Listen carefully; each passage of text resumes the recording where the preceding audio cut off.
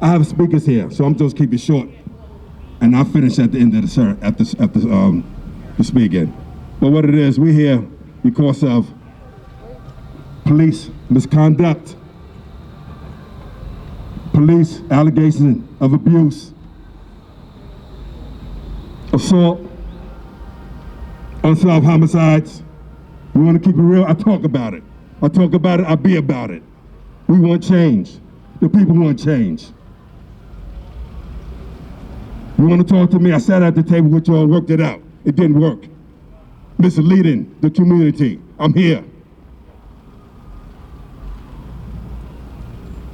Community can't take it no more. They're reaching out. They're crying for help. Save Mount Vernon's gonna be a part of that. I ask the people at home that's not here. Zoom it, look at it, share this message today. We have to come together as a community. We have to come together as a community. Work together. It's not all what it's supposed to be. It's not all what they think it is. No way.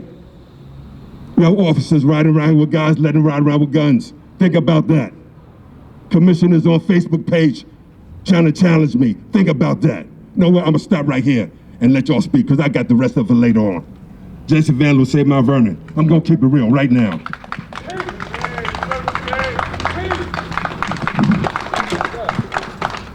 Thank you. Hold on, we're gonna get this. Now it's Duncan, she's gonna announce the speakers.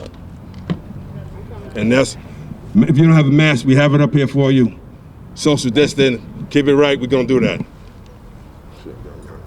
Okay, so hello. Yeah, sir. Okay, I'm gonna take my mask down a little bit.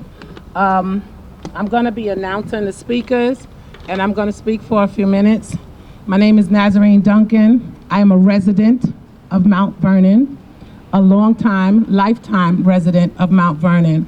My son was murdered here in Mount Vernon back in 2016. I've spoke about this, but I'm not gonna make this a junior day. But it falls into reform, because I've been fighting 4 years for my son. And there has been a serious lack of communication, a lot of, excuse my French, smoke blowing up my ass and moving me on, which it really doesn't stop me. I'm gonna keep going. But what I wanna say is that not every cop in that building is a bad cop. We gotta start from the root. And what happened is you have a good root, but then the bad weed starts to spread out and wrap and vine around the good ones. Therefore, flipping them, as I hear a lot of people in Mount Vernon, they say they flip like hotcakes, they do this and that and the other. But they start to sell their souls. And once they sell their souls, they're tainted. And once they're tainted, they're bad. And the problem is that you have to weed out those bad cops. You have to. You know, and the things that's going on, it's like baffling when it comes to Mount Vernon and the things that I'm seeing. And it's from one administration to the other. But the thing is, I'm tired of lip service. I'm tired of lip service. We want to see results. Results is what matter. And just like I said, I'm not going to make this about me. This rally was put together by Jesse and Lauren Razer, and the organizers, and she's from the Mount Vernon Police, the Mount Vernon Coalition for Police Reform, Jesse Van Loo from Save Mount Vernon, Jeffrey Monroe, and myself and others were organizers of it. And I want to say thank you for giving us this opportunity, and I want to thank the people for coming. I want to thank the speakers that came to speak today. And I ask you, we have, enough time for now. But I want to bring on Lauren Razer. She's District 21 leader, and she's an attorney. And she has been corporate counsel. I'm quite sure several people, many people here know her. Lauren Razer.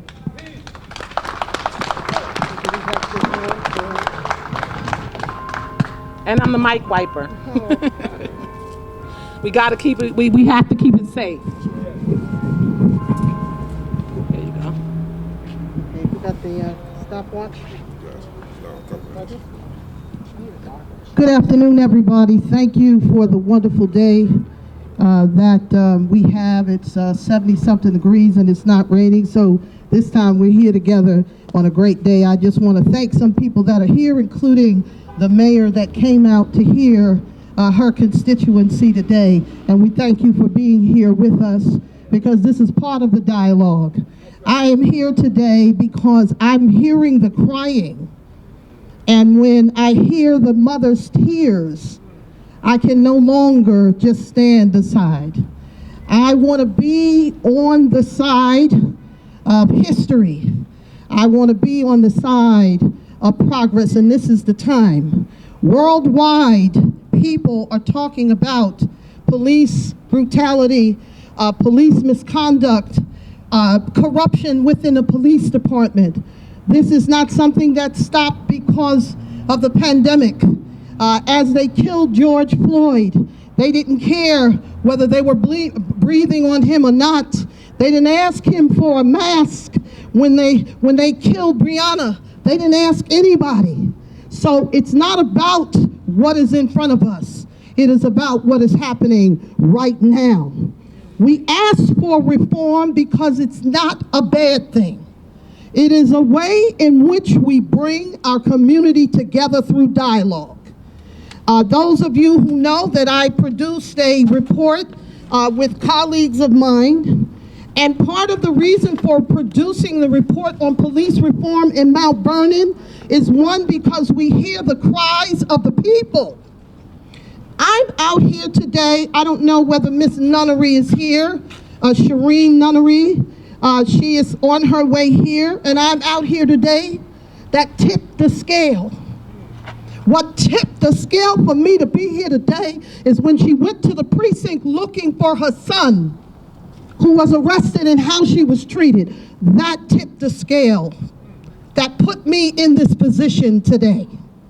And when she came to me, and I'm reaching out to the mayor, because I know you hear us and we'll have that discussion. And we believe that by you being here, you're now hearing all of us. I cannot go to sleep at night with tears, because I know there are tears that are crying because of the unsolved homicides here. But it's not about Mount Vernon. It is about the disrespect that we are receiving from people above us. It is people that we called out to when we had two mayors and the debacle that took place in Mount Vernon. We asked you to come and help us, and you didn't do it. There is corruption that's going on in the police department, and we know this mayor and others are asking for help. But they're more interested in the Gotham's newspaper and the Gotham's press than about the allegations that are in those tapes. They're more angry at the negative press, but they're not angry about what we heard, and we heard it. So I say to you today, we're here about reform because we're the voice of people inside there that are good. We hear you, and we know that you're afraid to talk to us because of retaliation. We know that there are female police officers that are out here that we spoke to, and we love you. And you know what? We might have to study whether the women police officers will make a difference. We need to study that. Whether women patrolling these streets will keep us safe, but they won't take our lives, because they know how to straighten out their families, and they'll use that in our neighborhoods. I'm so damn angry because I played by the rules. I sent the letters. I sat down with the Mr. Scarpinos and was told, hearsay, that it may not be good enough We talked to them about some of the issues. And again, we're investigating. We know that we're in a town that we cannot have a blind eye to this point. The new district attorney, who is a former federal prosecutor, said in a press conference after hearing those tapes that she asked the attorney general to start an investigation. You don't take that. That is serious. So I say to you, police reform is about helping the police. It is about bringing truth to power, saying that we want to be greeted a little bit better. And when we come to your precinct for a police report, we don't want to be thrown around and chased all over as we're looking for our loved ones. That's not what we want to do. We want to be treated fairly with justice by everyone and not have this blue wall that separates us.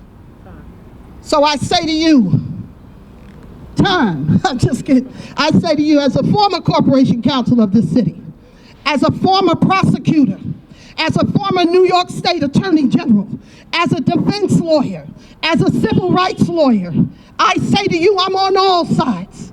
And we're not against you, we're for you. Sit at the table. Police reform. Save Mount Vernon. Thank you.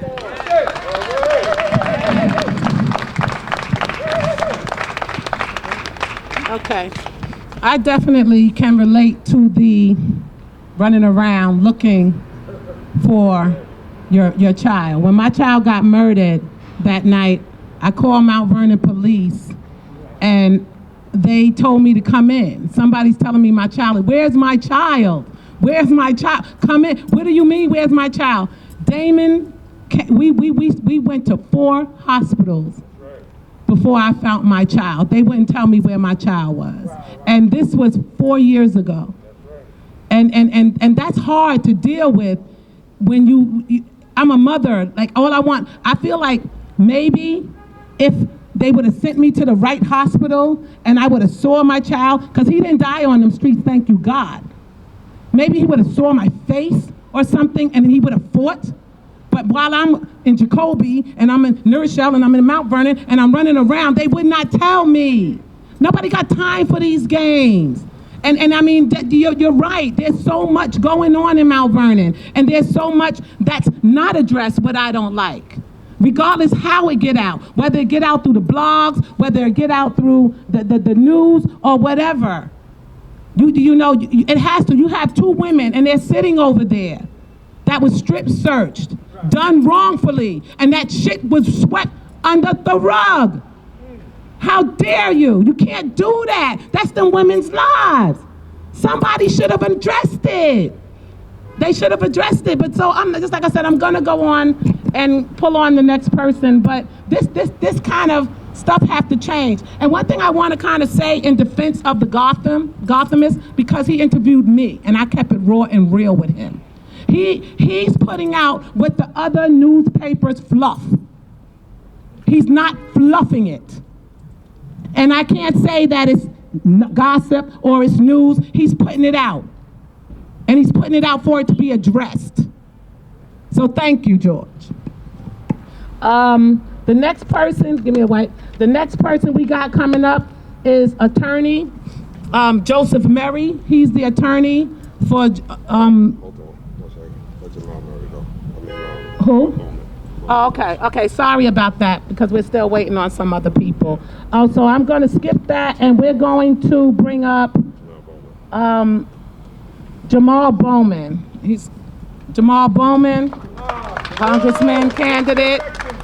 Yes, Jamal Bowman. Thank you. Good afternoon, everyone. So, I ran a primary election against Elliot Engel, and we were fortunate enough to pull out the victory on June 23rd.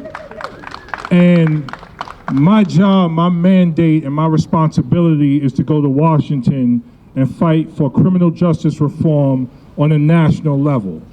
And when we talk about criminal justice reform, we're talking about it from all different angles. So it's about fighting against police brutality.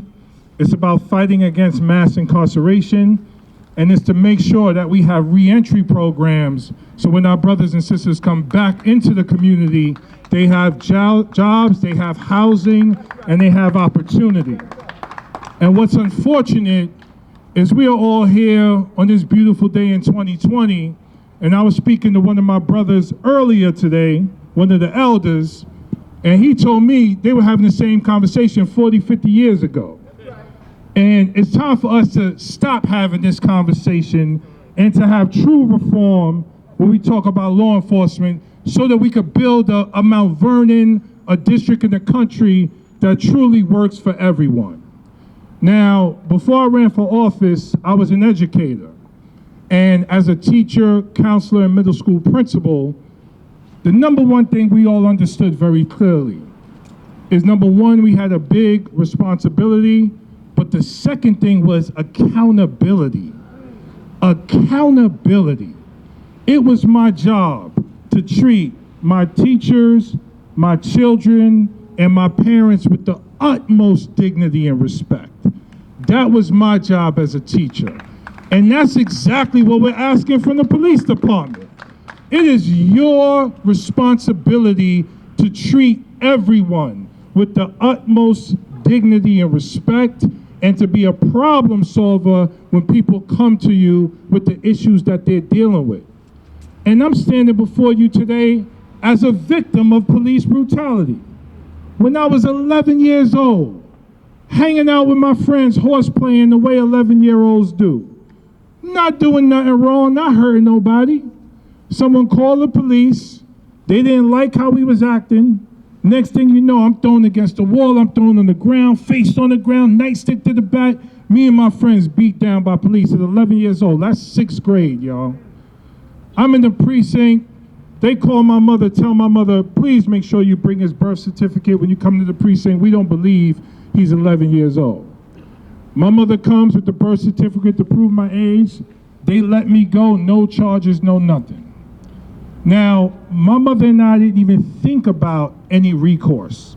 We didn't think about suing. We didn't think about pushing back, because unfortunately, when you black and brown in this country, you feel powerless at the hands of the police. And you feel powerless within the American judicial system, a system that has been oppressing us for 401 years. But it's time for us as elected officials to work with the community to take back that power. Because police are supposed to be under the jurisdiction of the people that they are hired to protect and serve. That's whose jurisdiction they should be under. And the number one thing, as I said before, is accountability. That's all we are asking. You are hired to protect and serve and uphold the law. It does not mean you are above the law. You are not above the law. And at a federal level, the CBC and the House introduced something called the George Floyd Justice and Policing Act. And that act seeks to do two very important things. Number one, end qualified immunity. And number two, end no-knock warrants. If there were no-knock warrants, Breonna Taylor would be alive today. And in terms of qualified immunity, once we end qualified immunity, we are able to hold police accountable at a federal level. We are able to hold them accountable for violating the civil and human rights of the people that they engage with. So if they beat someone down and or kill someone, they could be held to a federal standard of breaking the law.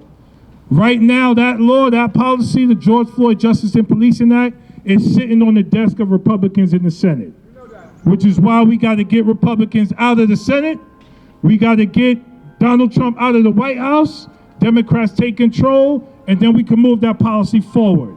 But Democrats having control is not going to be enough, because Democrats have to be held accountable too, in the same way we hold Republicans accountable. So once we get the Republicans out of the White House, we're going to have to continue to organize, not just here in Mount Vernon, but Yonkers, New Rochelle, North Bronx, entire district, entire country to make sure we dismantle the current system that is literally killing us and rebuild a system that's rooted in love and restorative justice for our people. That's the mission, that's the goal. I'm so proud to represent Mount Vernon in Congress. We're not there yet. November 3rd, make sure you all vote so we can win that general election. But I also want to echo, and I'm so happy you said this earlier. There are good police officers in the Mount Vernon Police Department. And one of those good police officers stood up and spoke out against the ones who are not doing the right thing. And we have to do a better job of protecting whistleblowers who speak up for the people and speak out against what's wrong. We have to do a better job of making sure they are protected and they are empowered so that we could clean up the Mount Vernon Police Department and every police department from the inside out. So I look forward to working with you and fighting with you. I love you all. Thank you for allowing me to speak, and let's continue to get to work. Thank you.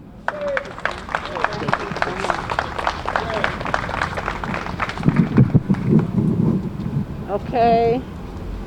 And he's right about that. He's definitely right. There are good ones. And you know, Beauvel, I read the story. I've been following it. And I think he's a hero. He is a hero. He had the balls to do what nobody else could do because they are bound. You are grown people. I worked somewhere where I was the first female cable technician here in Mount Vernon. And I worked amongst a warehouse full of men. And I was told in a meeting to be quiet because these men suffer from low morale. You got to be kidding me.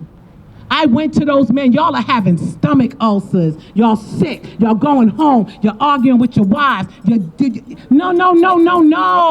Stand up, you grown. And ain't no job should make you sell your soul to the devil. No, you taken away from you. No, you only get one you, and you don't sell your soul. So what this man is doing, he's helping. He's helping and others in there instead of not speaking to him. I read that there's 200 officers and 2 speak to this man. Shame on every one of you, 198 of you. Shame on you. But I know deep inside, a lot of them want to, they want to follow and do what he's doing, or they want to support him, but then their jobs may be on the line. And this is where we need to change this. This has to change. The next person that I'm going to bring up is Officer Beauvel's attorney, Joseph Murray. All right. Hand sanitizer. We're keeping it COVID free. Stay clean. There you go. Thank you so much. Hello, everybody. I am honored to be here, to be invited to speak here. It's an absolute honor. Let me just tell you a little bit about me and why you will understand why I'm here and my resolve for my client. I'm a retired New York City police officer. My father was a police officer, cousins were police officers. We were a cop family. When I joined the department, I only had a high school diploma.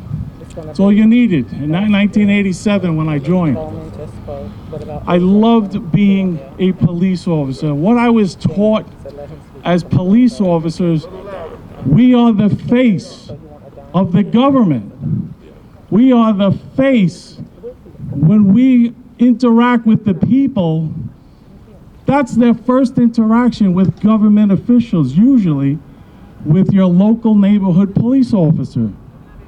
And to remember that these are our bosses. That's how I was taught. And that's how I acted. However, we're not just a police force that we all work together and we all help each other. We are individual officers with our own responsibility. I'll tell you about a little experience. A friend of mine was arrested by 3 New York City detectives. He was brought into the 10th precinct and handcuffed, slapped around. He called me up. I was working at the 7th precinct. The following day, after he got released, he tells me this story. I go to the 10th precinct to talk to these detectives. I'll hear your side of the story, but I really have a problem with handcuffing a prisoner and then smacking him around. So, make a long story short, this detective didn't like me confronting him about the way he treated a prisoner. And we got into a little argument. Push came to shove. He threw a punch at me. I'm a little better at it than he is. I broke his jaw. What I left out is I was the heavyweight for the NYPD boxing team at that time. What I found out up to that point, I was a popular guy. Everybody liked me. All the cops loved me. But when I spoke out and took the side of a perp over the officer, I became a pariah amongst a lot of people in the police department. How dare you take the word of a perp over a cop? Well, I'm happy to report the cops that knew me stood by me, supported me, raised money for me, got attorneys for me. I testified at the grand jury, no true bill, they dismissed the charges. I then went to the department trial. They wanted to fire me. I said, you couldn't even indict me. How are you going to fire me? Again, I went against the culture. When you go against the culture, everyone lines up against you. And I fought them, and I got a great lawyer who got me a nolo contendere. I don't have to admit any liability. I accept the penalty. Fine. He sued me for $1 million. It took 8 years to go to trial. By that time, I had criminal lawyers, civil lawyers, department lawyers, divorce lawyers. I was broke. I had to try the case myself. I picked the jury with a high school diploma. Picked the jury, cross-examined 9 witnesses, 2-week trial. The jury came back right away with the verdict in my favor. The judge told me, Officer Murray, you did an amazing job. You should go to law school. And so I did.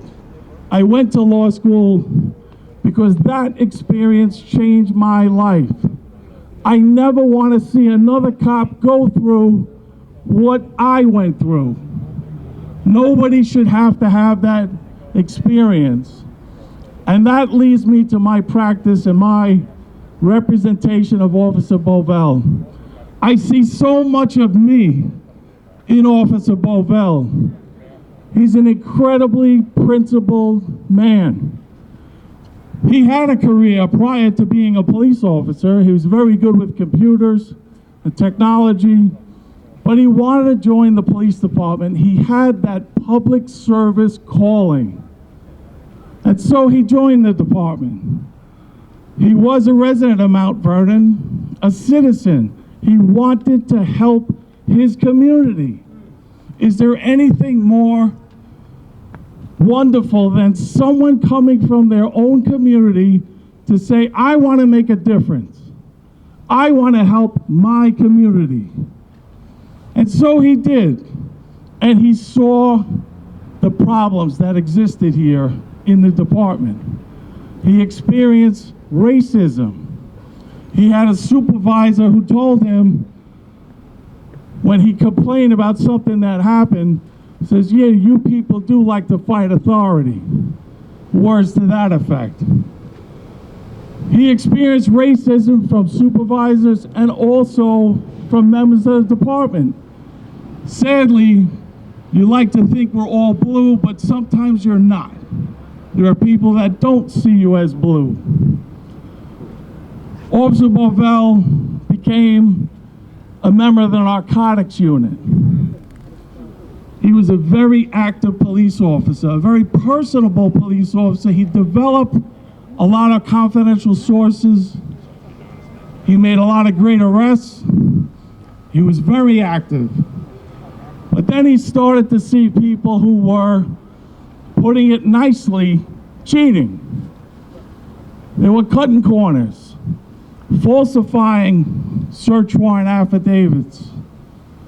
They were working with drug dealers, helping the drug dealer, so that the drug dealer would throw them a couple of bones. Cheating is putting it mildly. And then he saw brutality. One particular officer who again and again had no problem brutalizing the people that he dealt with, assaulting them. You may have heard in the Gothamist report about strip searches, anal cavity searches that should be done by doctors in a medical facility. And this officer didn't care. Well, my client was fed up with this, and he's looking around at the other good cops and saying, are we going to allow this to happen? And everybody initially was supportive. When the time came and it happened again and again, everyone looked away and turned around. Well, my client left narcotics, and he made reports about what he saw. Unfortunately, Mount Vernon, being such a small department, is so incestuous. They promote from within. The commissioner was a former cop here, or that doesn't work. That's a problem, because they don't want to hurt their friends, and they look the other way. So it got to the point where my client was speaking out so loudly, they had to silence him. And they discredited him. They sent him for a bogus fitness for duty exam. Said that he was crazy. A doctor said he was unfit to carry a firearm.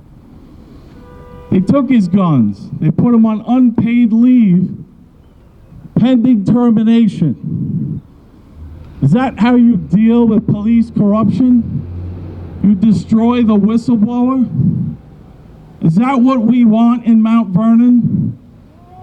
Or do we support our whistleblowers? We support people that stand up for us. You'll be happy to know that he fought that battle. The judge sided with him, restored his firearms. He was restored to full duty, and he's on patrol right now, this very minute. Officer Beauvel is one of the bravest officers I've ever met in my life. Not only did he step up and report this corruption, but after they attacked him so viciously, he said, I need help. And he started to record other officers that he worked with who witnessed this criminal behavior, but were too afraid to come forward because they saw what happened to him. And he recorded hours and hours of conversations with police officers who work here, who witness criminal activity, but because of the administration of the city and the police department, who refuses to defend whistleblowers, nobody else would come forward on their own. Officer Beauvel, then, we went to District Attorney Scarpino's office. We shared with them these recordings. We wanted justice. He loves being a police officer and wanted to return to do the job that he was hired to do. Unfortunately, Scarpino is a liar. He had no interest whatsoever in doing any investigation. Here's my proof. We went to him, we met with him. They said they were going to investigate it. We turned over the recordings. We thought, now let me just add something. I ran for district attorney in Queens County last November. As a district attorney, there is nothing more important than the integrity of the criminal justice system. And you know why? As a prosecutor, I don't get convictions. You give me convictions. The jury that hears the evidence, that finds it credible, believable, trustworthy, you vote guilty or not guilty, not me. And if I don't maintain the integrity of the criminal justice system, we can't get any convictions. So I felt very confident that with this information, not only from Officer Beauvel, but several other police officers who were talking about the corruption and brutality that they witnessed, that this district attorney would have the same passion and values that I had running for office, and he would clean it up. What we learned is he took those tapes, threw them in a drawer, and closed the drawer. Several months later, about 9 months later, my client was at roll call, and there was a sergeant at roll call addressing the entire platoon. He called my client a rat, and then later called him a snitch. Fortunately, my client's been down this road. He recorded that. I had a relationship with George Joseph of the Gothamists. He is one of the most honest, trustworthy, integral. He will not publish something unless he fact checks it to the 10th power. I went to George and I said, George, we tried everything. We went to prosecutors. He reported it to city officials. Nobody's doing anything. And now they're calling him a rat at roll call. Can you help us? George hit the ground running. His first story was about, and he published the recording of the sergeant calling Officer Beauvel a rat. But think about what he did when he did that. He sent a message to every other cop there. This is what we do to whistleblowers. This is how we treat people who stand up and report corruption. On top of that, they put a bullseye on my client's back. Here's the guy who's gonna hurt you. And he was subject to retaliation. Someone put a mouse in his locker. They put some stuff on his locker. They were damaging his property. After that story hit, days later, we get called back into the DA's office. I couldn't wait. We go back in there. I asked the investigator, Tom Drake, hey, what's going on? What's happening? He goes, oh, I want to know what was happening with you. With me? You're doing the investigation. He said, oh, we heard that Officer Beauvel went back to full duty and we figured you wanted to drop it. That's outrageous. He risked his life doing these recordings, reporting this corruption. And you think he wants to let it go? He's being called a rat at roll call. No, we want to go forward. So another 9 months went by and they did nothing. Story after story came out from the Gothamists. The only reason why we released these recordings to the Gothamists is because we wanted justice. We weren't attacking anyone, but everyone was ignoring us. I was running for office as a prosecutor. I know You must maintain the integrity of the evidence. You should not be sharing it, but we had to get attention. And after a couple of the stories broke, I received an email from the chief assistant of the Southern District of New York, who asked me if I could provide him with the recordings. Now, once I heard that, I had to think back to Scarpino. All during his election, he kept saying, we're investigating, we're investigating. However, the recordings are nothing but hearsay on top of hearsay. We presented it to the FBI and they found nothing prosecutable. Oh yeah?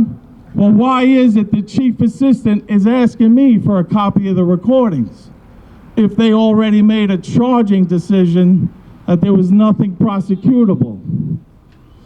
I want to point out also, George Joseph of the Gothamist, with his very limited resources and knowledge of Mount Vernon, he's not from Mount Vernon, he came out here and he found witnesses and victims consistent with what was on those recordings.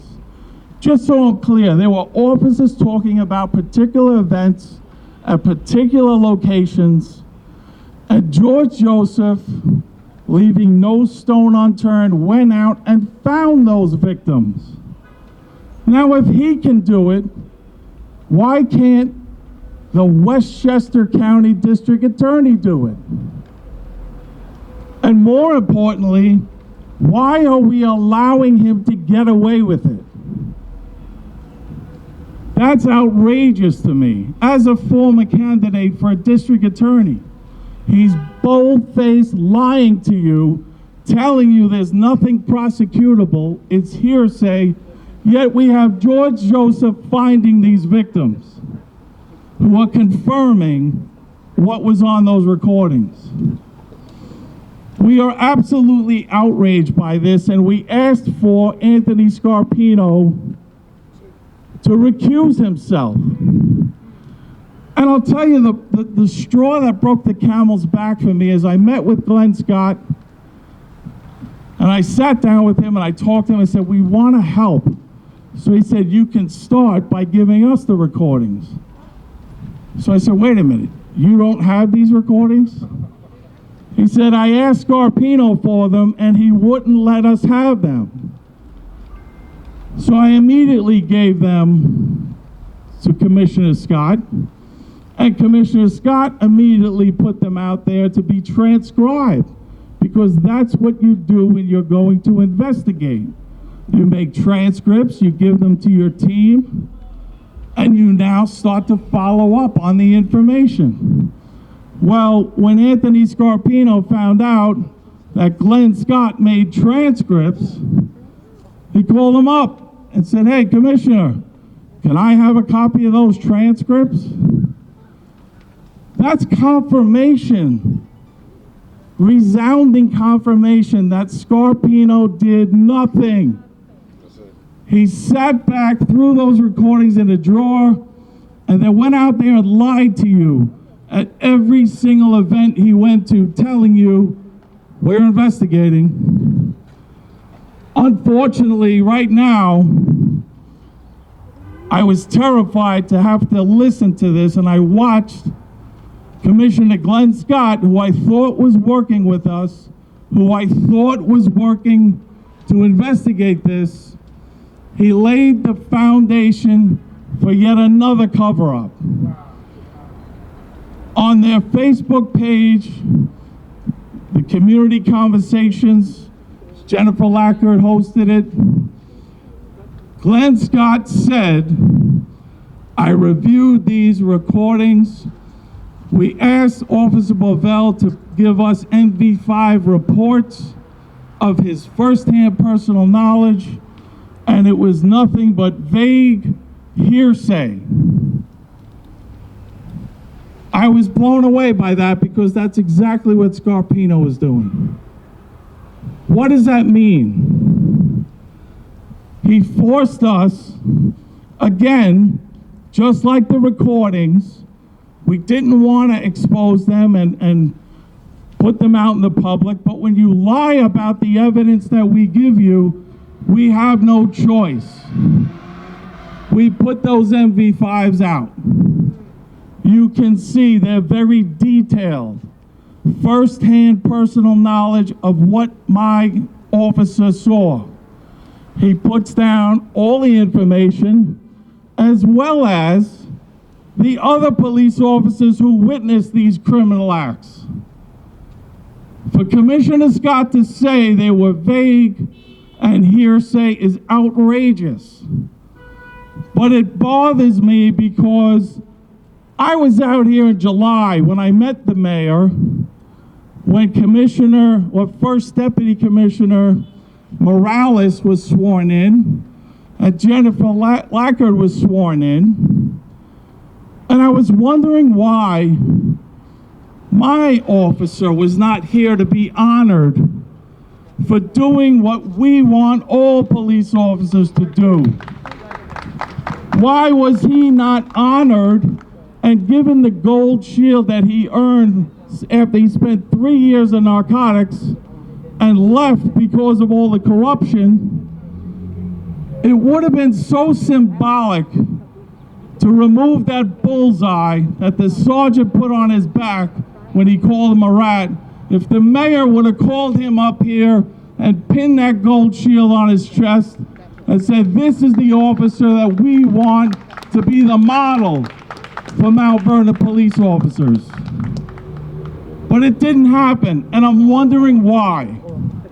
Why has Officer Beauvel not been acknowledged? Our wonderful mayor goes around to other cities with Black Lives Matter and protests, trying to help other communities, but I'm just wondering why my officer, who's now out on patrol with the same criminals wearing uniforms that he reported on and now has to rely on if he needs assistance, not one of them has even been put on modified assignment. Not suspended, not charged, despite all the hard work George Joseph did in revealing it, including video evidence. I don't have those answers. That's why I'm here. We want answers. And God help anyone that hurts my officer out there or thinks they're going to get away with hurting him or retaliate against him, because they're going to deal with me. Thank you all for having me. Again, it's an honor to be here, and I love to see the community supporting the police. Thank you. Clean that baby off.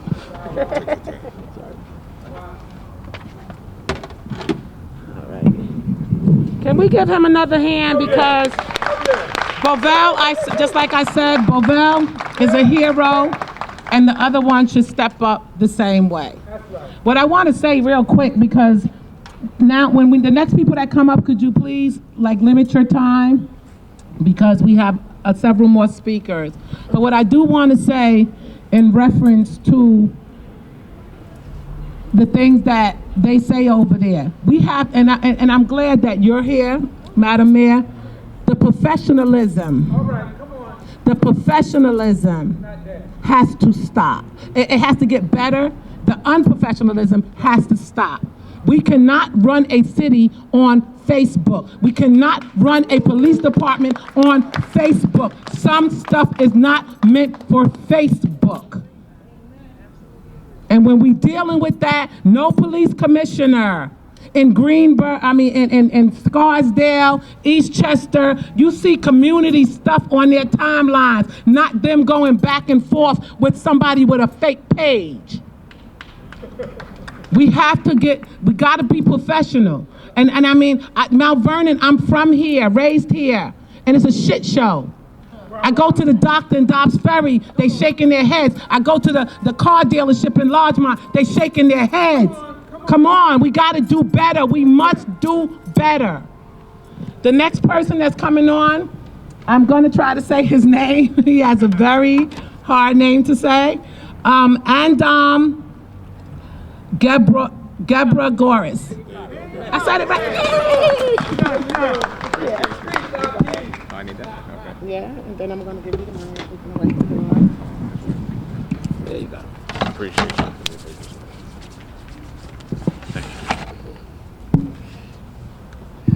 Hey, what's up, everyone? My name is Andam Georgis, from Mount Vernon, grew up East Sydney, North Fulton, former special education teacher, also former congressional candidate. Happy to be here. Thank you, Save Mount Vernon, for everything that y'all do.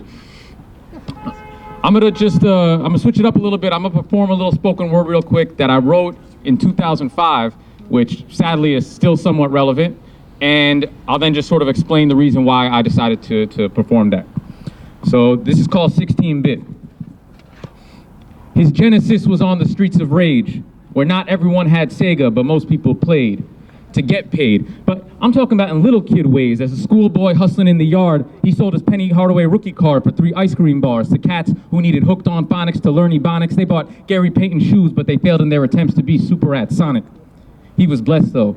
That was rarely his culture. That life was rarely his. His childhood was about Frosted Flakes and birthday cakes, dodgeball jailbreaks on sick days, watching the Price is Right sweepstakes, play dates, and basketball makes, truly believing that his mother could never make a mistake, fearing God and knowing that Jesus had a white face, and trusting that the greatest place in the world was the United States. Now, every flag made him fired up because his heart burned at its sight when seeing pro-Bush stickers on cars he wished their drivers didn't drive on the right.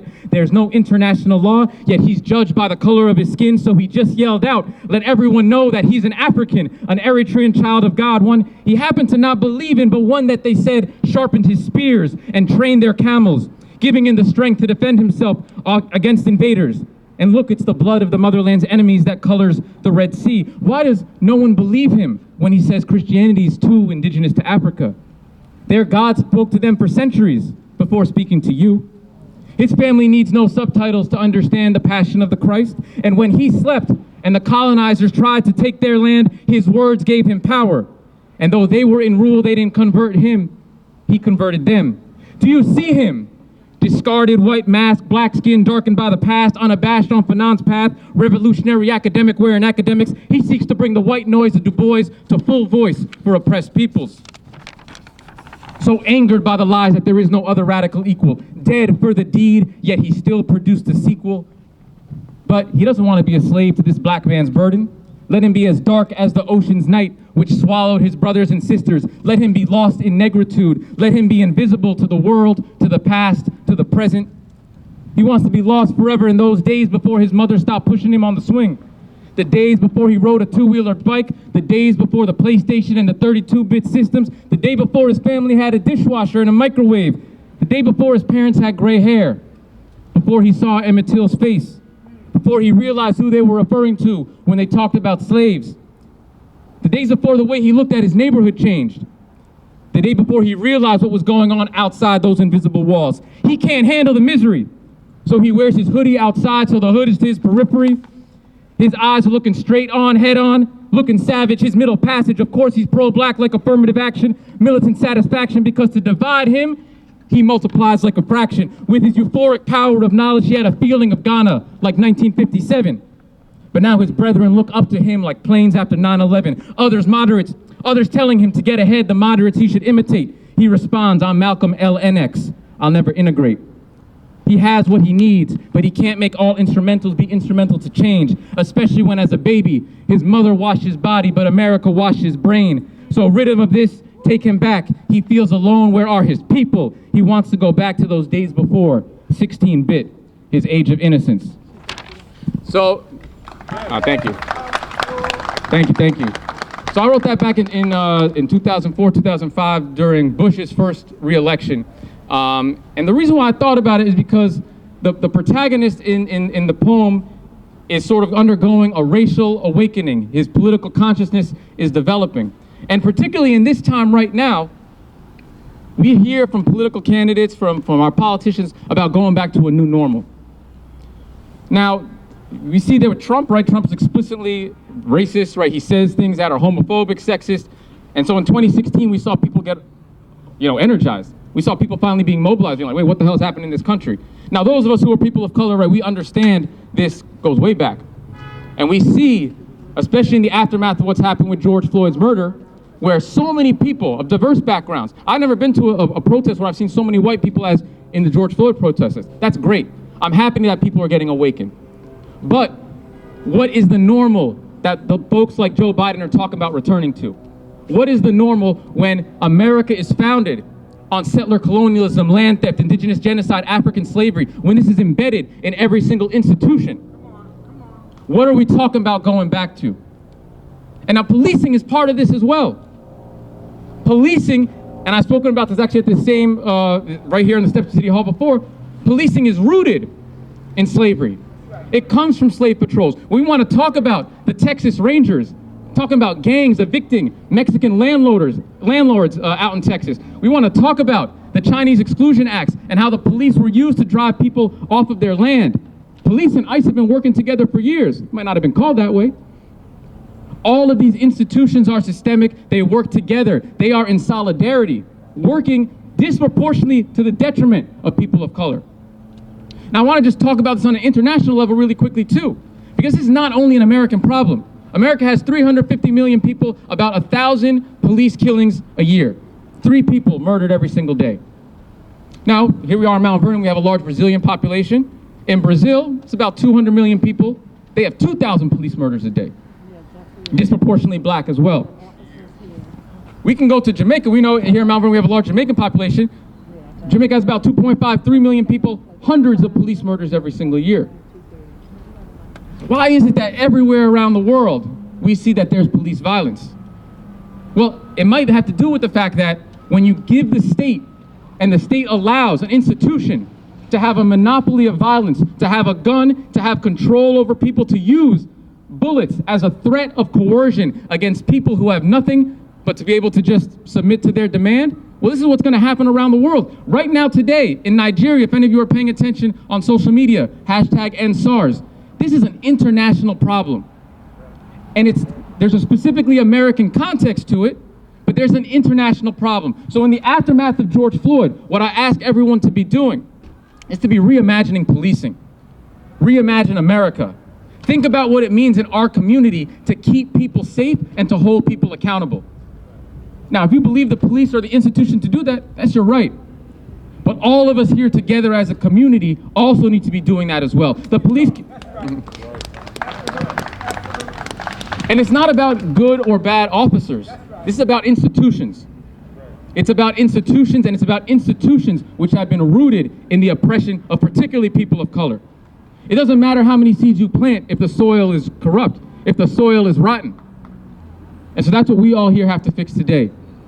And so on a political level, right, Jamal Bowman was speaking about a little bit before, things that we can do in terms of public health, mental health, housing, education.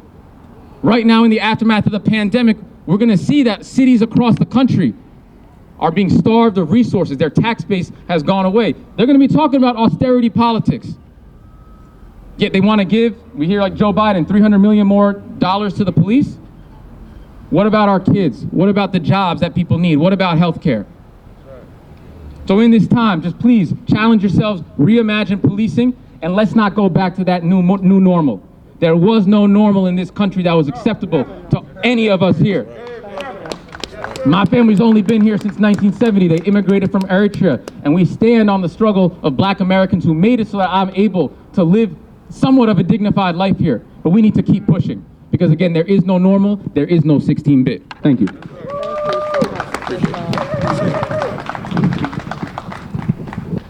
Okay. All right, I'm gonna bring up Jesse, and after Jesse, we got a few more speakers, and then we'll get it.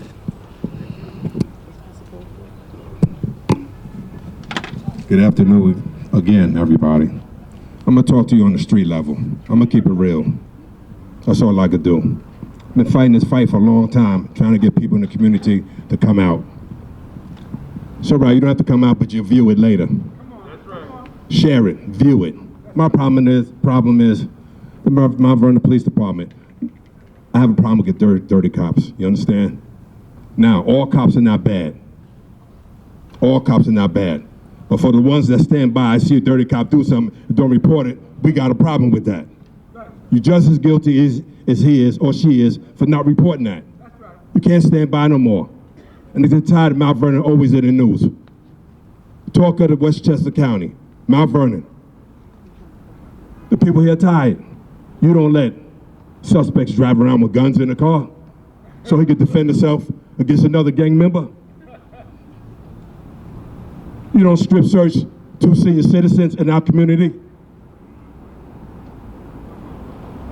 Assault on an individual that have problems. I counted 16 punches. Investigations going on that we never hear about. And we accept it because we don't speak up. But the critics are speaking up. We here. Save Mount Vernon is here. We ain't gonna stop. Every time there's an issue in Mount Vernon that's gonna hold us back from moving forward, Jesse and his team is gonna be here. We're gonna be here. For the ones that don't like me, deal with it. Delete me. Don't share the page. So many issues here with that. You can call it our house of sex right now. I'm becoming an officer. You don't take your clothes down and share it. And for other individuals that think it's all right, they on their break time or they have to consent to an adult's bull. That's right. It's wrong. It's wrong. Administration hold y'all accountable. Shake the damn tree and get rid of them. Come on, come on. If these cops don't want to do their job, make them walk. Right. Only in Mount Vernon this is going on. It ain't going on in White Plains. It ain't going on in North Shore or Yonkers. They don't tolerate that, but we do. Because we don't say nothing. And us black people accept it. That's right. That's right, Jesse. It's time for everybody to stand up and come together and denounce this. This ain't the mayor's house, this is our house. Come on, that's right. We voted her in, it's our house. City council members, I'm gonna tell you what, one person spoke up, and he here. We talk, but the rest of them, you can't hear from them. Issues going to Mount Vernon, you can't find them. So when election time come around, don't vote for them, because I'm gonna be a thorn in their damn side. Trust me. Where are you now? I asked the commissioner and the mayor, 3 months, no, better yet, month and a half. Please, do me a favor. Come out here, denounce police misconduct. Look where we at right now. They haven't done it. Why not? Shake the damn tree, let them go. Antonini, I'm gonna call you out. You set him down because Save Mount Vernon put pressure. It shouldn't have came to that. He alleged that the videos are hearsay. Allegations. But then when you seen it and heard it, all he do is pull him off the street. He should have been fired on the spot. Legally, let y'all deal with it. Are we scared? Are we scared to handle our officers? They don't have this problem on the north side, it's over the south side. I'm gonna keep it real. Why? They got the same issues over there, but they're not there. They're over here. Learn our culture. The young brothers sit on the corner and drink and smoke, bother nobody. But they're harassed every damn day. I watch it. What we gotta do is pull together as a community and speak up. You got your video? Use it. I'm not gonna take threats lightly no more. I had a foreman said it was okay. If you knew the stuff that he used to do in there, I told you today, I'm gonna keep it real. I'm taking the gloves off right now. Unacceptable. Now again, for the good cops, I commend y'all. Beauvel, a hero in my eyes. For him to come forth and step up and report misconduct and abuse in Mount Vernon Police Department and it went nowhere. Scarpino, recuse yourself. Recuse yourself now. We don't have time to wait for the young lady that's gonna be the next, I don't know, I didn't vote for her, I ain't gonna tell you. Mimi Roca? Yeah, whatever. Okay. I said I'm gonna keep it real. I'm gonna take the gloves off because that's what Jesse do, okay? When she steps in, is she gonna handle the problem? That's the question. That's the question. I wanna know. I wanna know. I sent a message to her with the unsolved murders. But do we have to wait? We don't have to wait. Information, they sat on there. Scarpino sat on information up there. So many guys that came to me and let me know about issues they have with the police department. Tell you what, those police reports they can't find. I understand they have water damage in there for some reason. So they're gone. They're gone. Now I asked this rally to come out for people to understand where we're coming from. Tomorrow we probably hear something. They'll be on Facebook again talking about Jesse or say Mount Vernon. What does it mean? Does it mean addressing anyone or anything holding Mount Vernon back from moving forward? That's what it means. We're here to stay. If you got a problem, reach out to my team. Reach out. Let us know what's going on. Like I said, the good officers, I commend you. The bad officers, they have to go. Shake the damn tree, let them go. Any city official do something wrong, move them out. They gotta go. They gotta go. They're making it look bad. News 12 in Mount Vernon every day. And it's a shame. Highest tax bracket in Westchester County, and look at what we're going through. Look at what we're doing. $1 million homes in Scarsdale, White Plains. Paying less taxes, no problems. I'm trying to figure out the math. Where do we go from here? Movements like this. They're just gonna get bigger and stronger. Word is my bond. Jesse Vandal, save Mount Vernon. I'm gonna keep it real.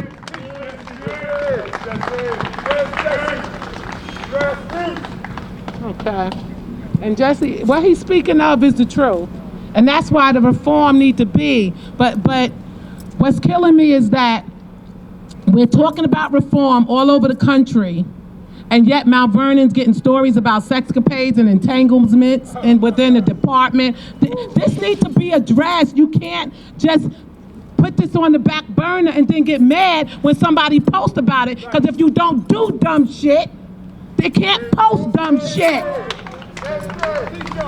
Our next speaker is going to be Dr. Bob Baskerville.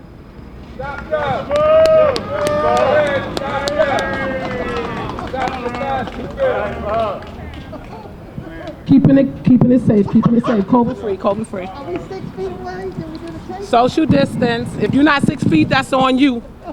Yeah.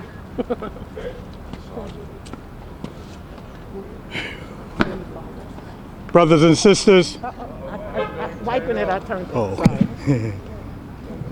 brothers and sisters, it is an honor to gather together with y'all today as we once again mobilize our energies to journey along the arc of justice. For those of you who do not know me, I am one of Mount Vernon's native sons, and amongst the elders that raised me is Brother Abishai. And when he saw the waste of talent and potential when I ran the streets and had to be policed, he said to me, "Bobby, many are called, but few are chosen." Today, each of us has chosen to answer the call and the challenge of our time. And that challenge is not only at the nation, it is right here in our house. This is our house. This is our house. We constitute the majority in this city. If black people suffer from abuse in the city of Mount Vernon, then we have to look to other black people for the answer. We can blame no one but ourselves when we try to figure out what is going wrong in our house and why the foundation of justice crumbles every time we try to build it. And so I thank all of you for being here, because we need the voice not of one but of many. We need the voice of many. And today, our voices are united to call the question to the officials who matter most and that are the elected officials in the city of Mount Vernon to address the problems in our house. There are tools that we have that we can use to begin to figure out how the men and women that were selected to enforce our laws and try to bring stability and order and that is required for our communities to flourish, how they could have abused that authority. And so, when we call the question, it is directed to elected officials like Madam Mayor Sean Patterson Howard. I want to express gratitude to the mayor for having the courage to be here with us. For having the courage to be here with us and recognize that our grievances are legitimate. Something went wrong. Something went wrong. We are calling the question for you to use the power that you have been entrusted with the city charter. We've been fighting this battle for 4, 5, 6, 7, 8, 9, 10 years, trying to rid the city of Mount Vernon's government of corruption. And getting you to use the power that you have. Hearings need to be instituted immediately. We don't need to wait for District Attorney Scarpino or his replacement. Let me tell you this. When I ran those streets, Scarpino was there. He didn't hesitate. He meted out justice to the poor brothers and sisters who hustled. Why has he delayed in meting out justice to those who would police our communities? The question has been called, who shall police the police? And the answer is clear. It starts with the people that we've entrusted after an arduous and painful battle. And you all know what I'm talking about. You all know what I'm talking about, because we done rocked in the city over the past 4 years. The matter was settled. Mayor Patterson prevailed. And now that she has been selected, we expect her to act responsibly, to immediately start a public investigation. Sunlight is the best disinfectant for dirty, corrupt government officials at any level. Councilman, I believe when I first heard this story, I went and checked the website to see who was the chairperson of the Public Safety Committee, and perhaps I'm mistaken, but I thought it was you, brother. No. If it is, Councilman, I'm telling you, man, we want people to act professionally, but we want the obligation of council members and other elected officials to be fulfilled in public. That's right. We cannot continue to allow our problems to be resolved in the back rooms where deals are cut so people do not pay the penalty that they should. I had to pay my penalty. I'm gonna tell y'all, because I know. Y'all know, we all know who did what. And those of us who did it, we're here today having paid the penalty. We paid the price. We paid the price. That's right. I went to jail. Dr. Bob went to jail, yep. And you want me to tell you what? I've overcome that, and I've grown as a man, and we are only going to be able to overcome and grow as a community when we face the responsibility. That's right, absolutely. And we citizens are marching with all the other citizens of America saying, we have the right. Power to the people. Power to the people. That's right. To govern and control these institutions. That's right. We are answering that call We're exerting our responsibility, and we are urging, pleading, demanding that our elected officials grow with us. We can get through this moment, but only if we're united in our commitment to justice. That's right. We look forward to meeting one another on the field of battle again. Peace. Thank you, Dr. Bob. Thank you, Dr. Bob. He's a professor, a doctor now. Come on. Yes. That's it. It's not where you've been, it's where you at now and how far you reached to get there. I had to pass myself, but I'm a different person today. I'm not that person I used to be. Come on, bring it. That's right. The next person that's gonna come up is a former NYPD retired detective, Robert Francis.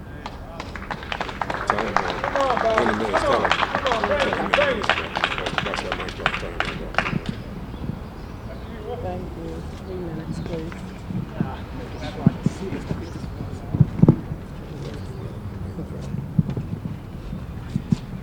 Hello, ladies and gentlemen. My name is Robert Francis, and as I was told before, I'm a former member of the NYPD, retired.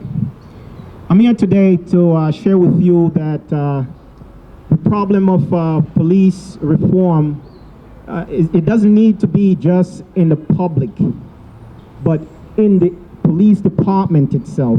That's where most of the problem, believe it or not, is occurring. And the best way to put it is to share with you my personal experience and what I've been through. So they said experience is the best teacher. Well, I'm here to tell you based on experience, not by hearsay. I started out with police work being a volunteer as an auxiliary officer in the early 80s. Yeah, I mean the late 80s. After leaving the auxiliary unit and after graduating from high school, I joined the United States Army.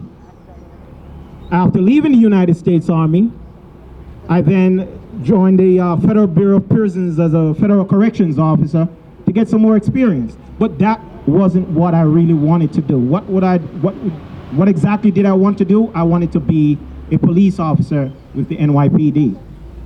So I joined the NYPD and entered the police academy in 2000, Millennium Officer. Shortly after joining the police officer, I worked for a few years on the street, and then I was drafted into the Internal Affairs Unit. Now, any one of you ever heard about NYPD Internal Affairs or Internal Affairs Unit, the first thing came to mind is that is a unit that is designed to root out corruption within the police department. Am I not correct? That's right. Well, to my surprise, being in the NYPD Internal Affairs Unit, I realized shortly after getting there that is like the core of racism. And that is the unit that is designed to root out corruption. So if the unit that is designed to make correction with the wrongs that officers is doing worse than the officers is doing, how do you expect the officers to behave any differently in the public's eye? How do you expect when you have something that goes wrong within the public's eye and you call up the unit that is responsible for correcting it is the one that actually doing the dirty work themselves? How do you expect change to be in the public?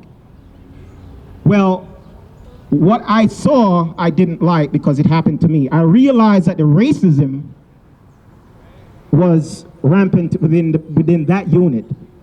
And for speaking up, I made a complaint because one thing that was said to me is that, how are you of Jamaican descent never smoke weed? How would you, what does being, by the way, I'm from Jamaica, West Indies. And that's what was put to me. Come on, man. It's impossible for you to be of Jamaican descent, never smoke weed. I was offended. So by speaking up, I made a complaint. And that's where my career went to come to a complete close. I was thrown out of the unit, back into patrol as a detective. And I work in the detective unit on patrol, doing everything. They found every single thing necessary to ruin my career. And this is from within the police department. We're not talking the streets.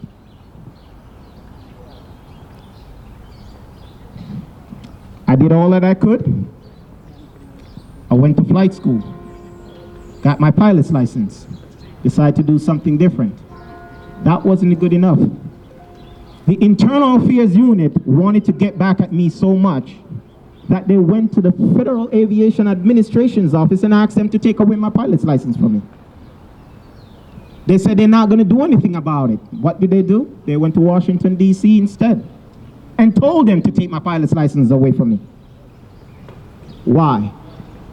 How dare me, as a young African American, stand up to them to say, do the right thing? Shortly before I was supposed to retire, 5 days to be exact, the Internal Affairs set me up and made a complaint against me that I did something wrong. Then told the public that I was caught doing the crime, only to state afterwards that it was me who came and told them that I did the crime wrong. What is it I'm trying to say here today?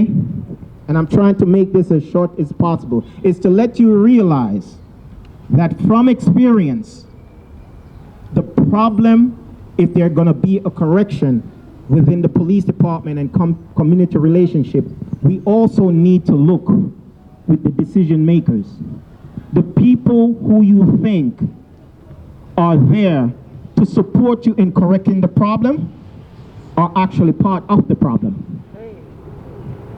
You need to realize that, and it's coming from someone who has first-on experience. We are saying, oh, we need police reform, we need this, we need that. Focus your attention on the people who makes the decision. You'll be surprised to know that once the problem is corrected there, it's like trickle down. It will change in the public's eye. I am here to support Officer Beauvel. I'm not a resident of Mount Vernon, I'm a resident of New York City, but I'll go anywhere to voice my experience to the public to let you know that that type of behavior is rampant within the system. You can speak up about corruption. You would think that it would be a right thing to speak up against corruption or something that's going wrong. But sometimes speaking the truth will cause you more problems than anything else, if the people that you're speaking it to are part of the problem. So the best way to resolve the problem is to do what we do best. Vote. If they're not doing what they're supposed to do, vote them out. We have the power to change. We can't complain, we can't point fingers, we have to act. And just like Justin said before, if you're not a part of the solution, we are a part of the problem. Election is coming up, vote. I am here to tell you that the problem is alive and well. I've seen it within the unit that's responsible for making the change. And they tried to set me up just because I spoke out against wrong and injustice and racism. Vote, ladies and gentlemen, vote.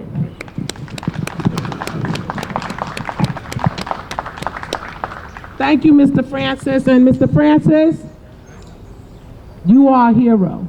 There you go. That's it. Okay, I'm going to bring up Damon K. Jones.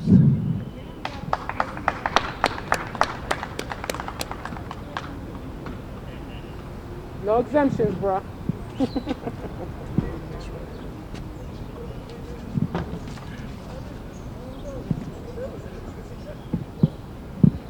Good afternoon, everybody. Good afternoon. First, I'd like to say the comments that I make is of me, of myself. The comments that I make is of me and of myself. That disclaimer is put forth because my wife works for the Mount Vernon Police Department. And many of you know the issues that my wife had because I spoke out against the corruption in the police department. I told her I wasn't going to speak today, but my spirit would not let me stand here and be silent on issues that are dear to my heart. I've been in law enforcement for 30 years. I've been blessed to travel the world with the National Black Police Association, the National Association of Blacks in Criminal Justice, Blacks in Law Enforcement of America. I've been blessed to work with the United Nations and different organizations talking about police reform, talking about building a relationship between law enforcement and the community that they claim to serve, but especially the black community. See, we gotta understand, the black community is the only community in the United States that never have a say in how their community is policed. What goes on in the black community don't go on in the Jewish community. You can't even arrest somebody if you go to a Hasidic Jew community. You gotta get permission from the rabbi or somebody in power. It doesn't go on in the Irish community, doesn't go on in the Italian community. So why does it have to go on in the black community? Because we understand the nature of policing when it comes to the black community. They contain and control. They do not protect and serve. That's the way it is because the DNA of policing is racism, right? Let's just be honest. We know how it started, right? Holding down and enforcing the slave codes and the black codes. We know how it started. But when you have a black community run by black people, when you have a black community that have black people in elected positions all the way up, county legislators, state senators, we should not be talking about this problem. Mount Vernon should be the torchlight on how policing black communities should be. Like, well, I don't understand this. I really don't understand it, right? Why can't we do it right? Is it something in our DNA that we can't get right? We don't have to fight each other to do right by each other. We don't have to fight each other to have policing better in our community. We should be outraged because guess what? A white cop wouldn't dare go in Scarsdale and do what a black cop won't dare go in Scarsdale do what white cops do to black kids in this city. I'm keeping it 100 because I have to, because it's my spirit. It's in my spirit. Because enough is enough. We're at the crossroads now. We don't get it right, we'll never get it right. God gave us an opportunity with this COVID that everybody sat and watched for 8 minutes and 45 seconds a cop take a black man's life. And then we want to march and rally, but we don't change our own communities. We don't strive to do better. I've been in this game for 30 years. I am a professional at this thing because I take pride in it. You know why? Because black men and women gave their life for me to wear this badge. And when I see other black officers cow down, punk, and jigaboo, and no, stop, bro. Because we struggle for this. I know the elders in black law enforcement that are still alive, that fought for us to have this job. Not to abuse people, but to take care of our community, to be the protectors of our community. That's what it's for. It's not just to get a paycheck and go in somebody else's community and then be their dad's club coaches and all that. No, it's to reinvest in our community. Now we have to change the culture. We have the opportunity. And if we don't do it now, we're gonna blow it. We're gonna blow it. I'm tired. I'm tired of saying the same old thing. I used to write press releases when young black men unarmed would be shot at or killed by police. Now I don't even have to change it. I just have to fill in the name and the city. This is ridiculous. Some of y'all say, well, why do I act like that? You know why? Because there are families that have been killed by police that I sit at their houses. I just don't say this. I go to the families' homes. I travel the country and sit with the families. I know the pain. My brother Kenneth Chamberlain Jr., his father Kenneth Chamberlain Sr., he worked at the Westchester County Department of Corrections.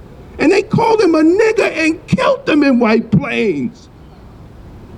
And then we sit and we have the power here to change it, and we don't? Who's the fool? Who's the fool?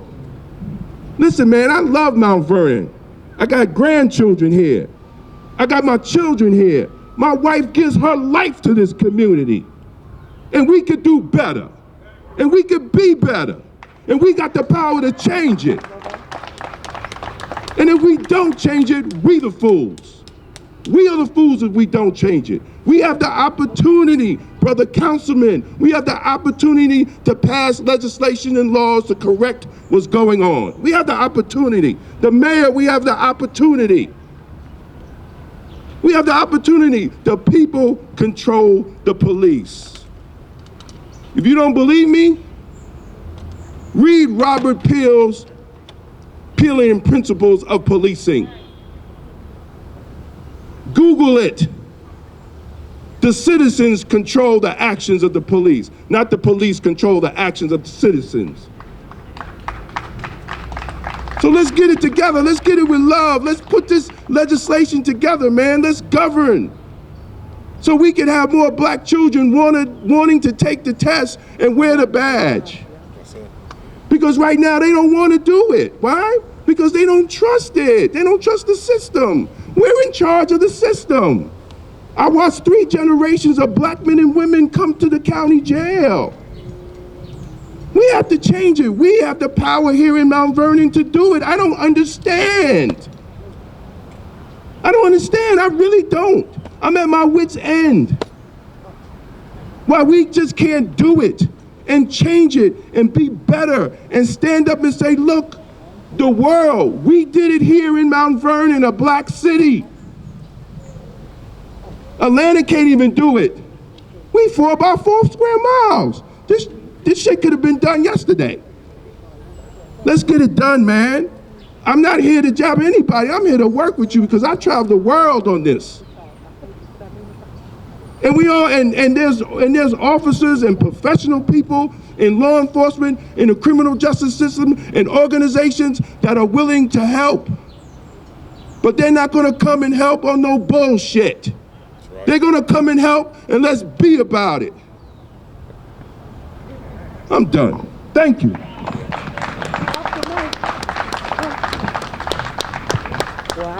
Wow, that was a mic drop.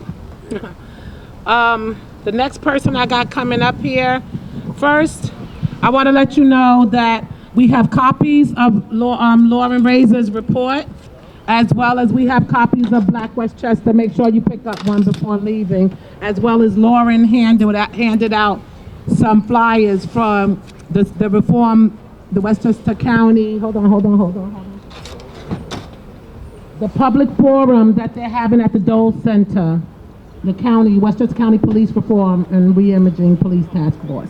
So that's going to be over there. She wants me to acknowledge the family, Shireen Nunnery. We know that you're here. I understand where you're coming from, Mom. I had to look for my son too. Beauvel is here. Beauvel, why you're here, I don't know you. You are a hero. A hero. Just want everybody to know that. I also want to acknowledge Derek Thompson as councilman. You are here, and I'm glad that you stayed here to hear it, and I'm glad that the mayor came as well, because these are issues that you guys need to know. And I know you one of the most vocal, bro. You know what I'm saying? And you know what we feeling on some realness. And we need this change up in here. The next person I'm going to call up real quick, we're getting ready to close out. I know for the city people, we started a little bit late, but I want to call up Cliff Abrams, and he's from Fairbrook Greenberg Civic Association president. 2 minutes? I'm sorry, this thing is squirting out all over. That's all right, that means that you more protected. Thank you. You know, I really just came here to support my brother Jeff and Damon. I'm from Fairview, Greenburg, you know, and when people hear Greenburg, it was funny, the sister said to me, oh, Greenburg, I heard everything's good there, but it's not. You know, Greenburg is a big town. It's like Edgemont, Irvington, Hastings, and I'm from Fairview. And when the police come into Fairview, they come with the compact truck, they come in riot gear for somebody calls and somebody have a gun. So they don't care about the children walking around who are being traumatized, you know. I'm gonna be real brief. I just want to say that I'm only showing up because, man, I love us. And the same problem y'all got here is everywhere. And just because I live in Greenburg, it don't mean that we don't get the same problems y'all get. It's just more under the rug. You know, I'm gonna say this real fast and get off. It don't matter who are in office. Greenburg, for the first time in history, got 2 black council people at the same time. And guess what? The problem's even worse now. So you figure because we got 2 blacks that things will go a lot easier? I have more problems fighting them than I did when it was all white. So what I want to say is that I'm just here to support Damon, Jeff, and Lou. I just met you, Jesse, all right? Peace and blessings.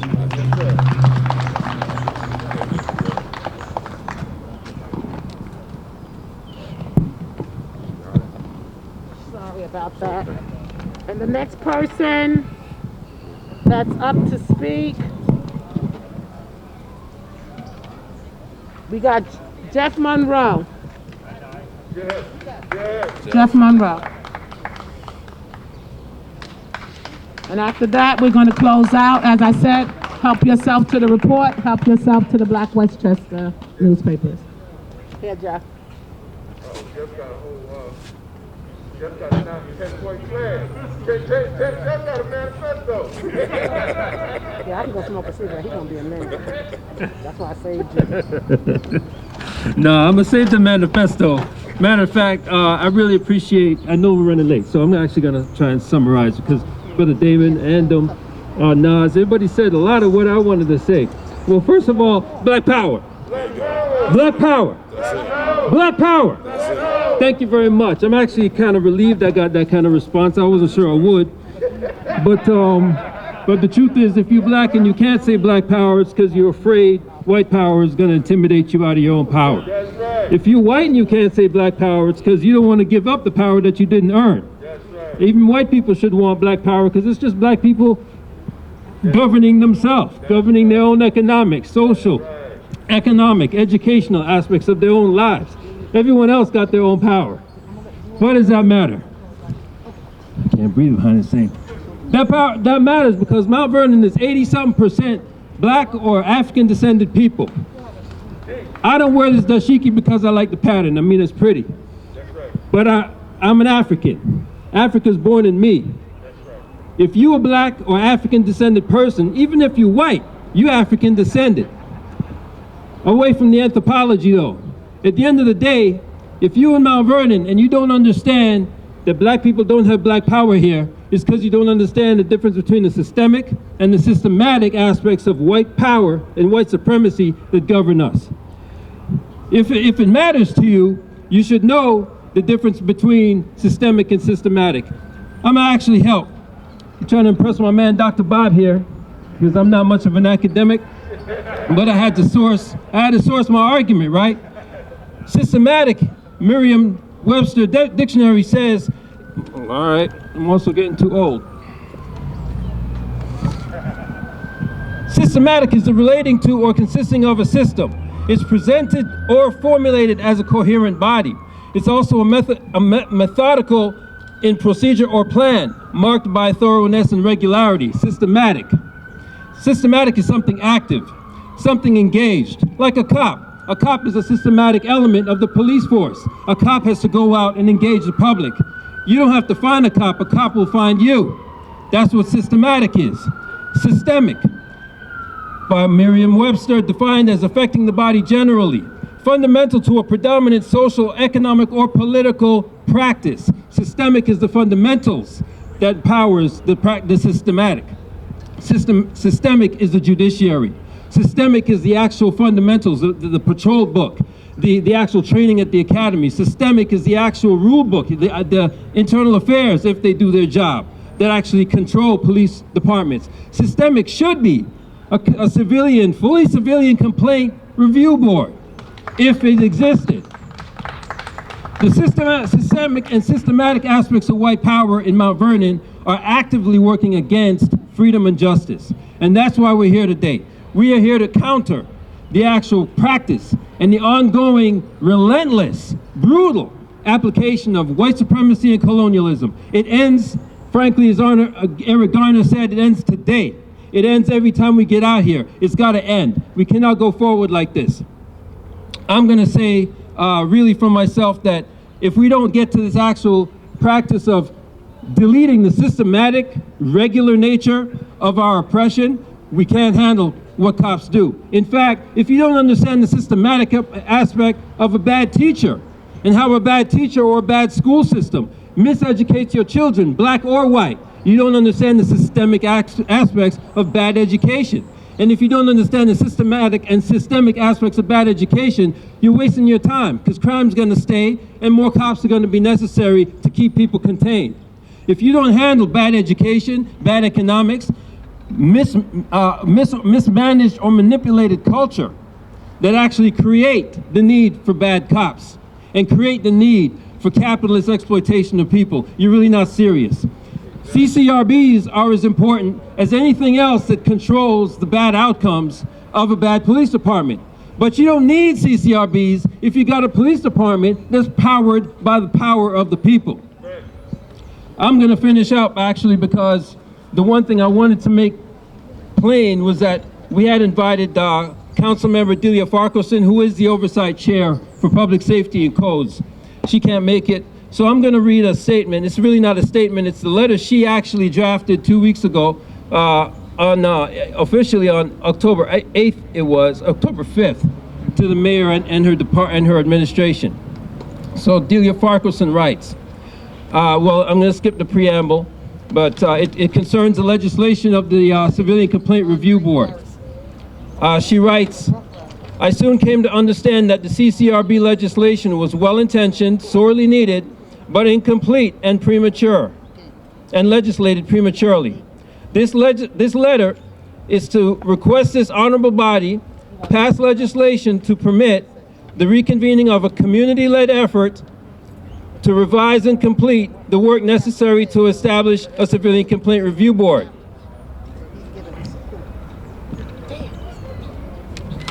Given the historic relationship between communities of color and police departments, and in light of recent events, including the Black Lives Matter movement, the call for police reform, we must get this legislation right. As the chairperson of the Public Safety and Codes Committee, I believe there are glaring omissions in the legislation as it exists. I'm fully prepared to work with a full representation of the community and the police department to craft legislation that reflects the needs of the community today. I'm requesting legislation to establish a public safety forum, public safety reform task force for the city of Mount Vernon to meet the mandates of the governor. More specifically, reopen the CCRB process, specifically, parenthetically, that's Executive Order 203 and the Rehabilitation and Reimagination Collaborative. So she goes on, more specifically, reopen the CCRB process to create legislation that will promote trust, protect the community, and frame the relationship between the police department and community members. I respectfully suggest that the process specifically consider the following, and I close with these points. Clearly establish how membership on the board will be determined. Ensure membership represents the full economic, racial, and cultural diversity of the city. Utilize a process that is transparent and leaves no doubt that community participation is paramount. The board will determine the chairperson and vice chairperson. Budget protections and funding are clearly identified and protected. The board will have disciplinary and subpoena power. If our reform and our CCRB does not look like everything and in fact more, and the full articulation of this community's demands, we will have the tokenism and we will have everything that America has promised and denied anyone non-white in this country, and non-male, mind you. Frankly, if we don't actually feel and understand that Mount Vernon is at the cusp of a juncture, an important inflection point in American history, and that we have a chance to be historically significant, we will miss this point. But it's not so much what's significant about history, it's about what happens if you don't do it right. Young people are done with this. Oppressed people are done with this. We are coming for justice, whether you like it or not. You either get on board with this train, this justice train, or get run over by it. That's all I'm going to say. Thank you for coming. Thank you, Jeffrey. Okay. So I got one more person. I like to end things on a good vibe. You know, we're enraged inside. We don't like the things that we see. We want this reform. But I want to bring up Pastor Poe, because nobody's bigger than the man upstairs. And none of this will work without him. And also, I want to acknowledge we got support here from the chapter head, Andre Morrison from the Rough Riders. He's here to support us in what we're doing. Over here, can I get a hand? The real Rough Riders. All of them. Good afternoon, everyone. I'm going to close us out in prayer. But I do believe that police reform can happen. The other reforms in our city can happen if we work together. The Bible is very clear. A house divided cannot stand. If we spend our time pointing fingers at everybody and won't get on the side of right, we will never be on the side of right. We can't tear people down just because they don't have the same opinion that we have. That we have to come together and work those opinions together to make sure that we are making sure that this is the best city that we can absolutely have. And I agree with those that have come, Damon and others, that said this can be a great city. We can be the model for the world of how to get this right if we just come together. Stop tearing each other down and let's help lift each other up. And if we do that, we will have the reform. We have to trust each other. We have to trust each other. And once we have trust, we'll have reform. Let's pray. God, we're grateful and thankful for this time that we've come together today. We pray, God, even now, that you would bring this city together in unity. Dear God, we pray even now for those in the police department that are serving today. Cover them, dear God. Keep them safe as they go to call and from situation to situation. Cover them. And then, God, there are some that need to leave. Some that are not doing right by this community. Root them up and root them out. That this community may get better and stronger, and that we can be the place, dear God, that you would even be proud of. And Lord, we pray even now in the name of Jesus for our elected officials. We pray that you cover them in their decision making, God. Let it not be about who I like and who I don't like, but God, let them do what is right and remind them that you're always watching, even in the midnight hours behind doors that have been closed and locked. You are peeking in and hearing and seeing. So God, bring this city together. Bless our efforts and bless the city of Mount Vernon. Bless this nation, God. We need you. This nation needs you. We don't want to see another unarmed man, black man, shot in the street again, God. We need you. So flood our streets with peace. Flood our homes with peace. Flood our homes with your power and your anointing. Bless us now, God. Amen.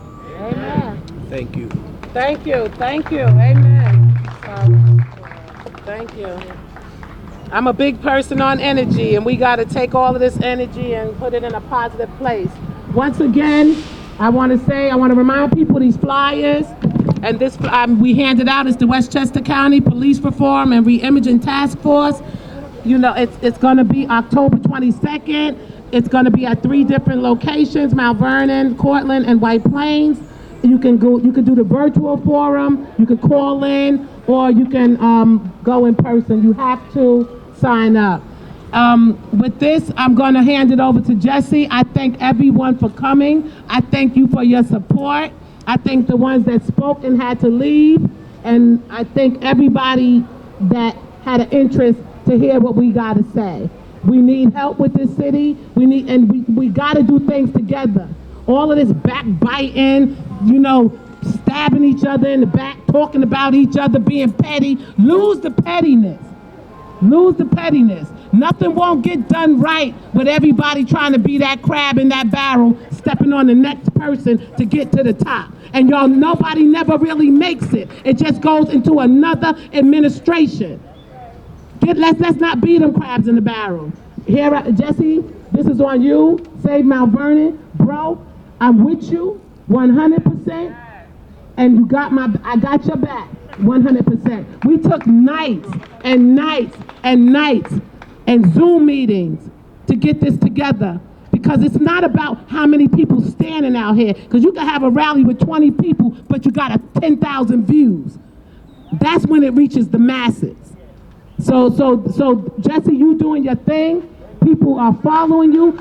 And there should be more like you. Because a lot of people talk about it, but you don't have nothing to gain. You ain't looking for no job, you ain't looking for nothing. It's about the people. And that's what it should be about, the people. There you go, bro. Thank you.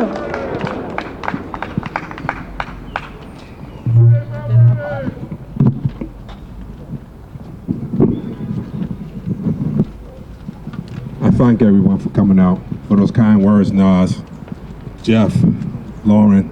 Yes, days and nights we've been out on the video talking and everything, but what we got to do is stand together, and that's what she's saying. It's unity in the community, and that's what we want. No more bickering and fighting. It's like every week we get more news, and it's not good news in Mount Vernon. It's always bad. Throughout Westchester County, people are looking at Mount Vernon as a laughingstock. It's like I said, control your votes, pick wisely. And the ones that's not here now, why vote for them? End of the year, you see a platform. There's a few out here now that stand and didn't speak, and I know you all. Reach out to me, jessevanloo@gmail.com. Support means a lot with us. This is a movement starting to grow. It's just gonna get bigger. You gotta crawl before you walk, and I'm here. My team, Save Mount Vernon, we're gonna keep it going. This is just a stepping stone, like I said. We hate no one. We just want results. We fear no one. We just want results. We're not running from nobody. We just want results. We want a better police department that's gonna know our way of living, the right policing. Don't see a black man to determine that he's a criminal right away. Unnecessary roughness, violations. We don't need that. Positivity is what we need in here now. And it's gonna work, but it's gonna take time. But more people have to come out and support us. You see it at home and you view it, like it, share it. It's a message that we want change. Save Mount Vernon wants change. And the only way we can accomplish that is people join us. Go to the city council meetings and voice your opinion. How many people really gonna get on Zoom and voice their opinion? Not many. We need to crash those city council meetings. Hold the city accountable. Hold the mayor accountable. Hold the police department accountable for their actions. Non-investigations, unsolved murders. The list is long. Now we got a sex house over there. You don't want me to talk about it right now. A shame. But there's some people that think it's okay.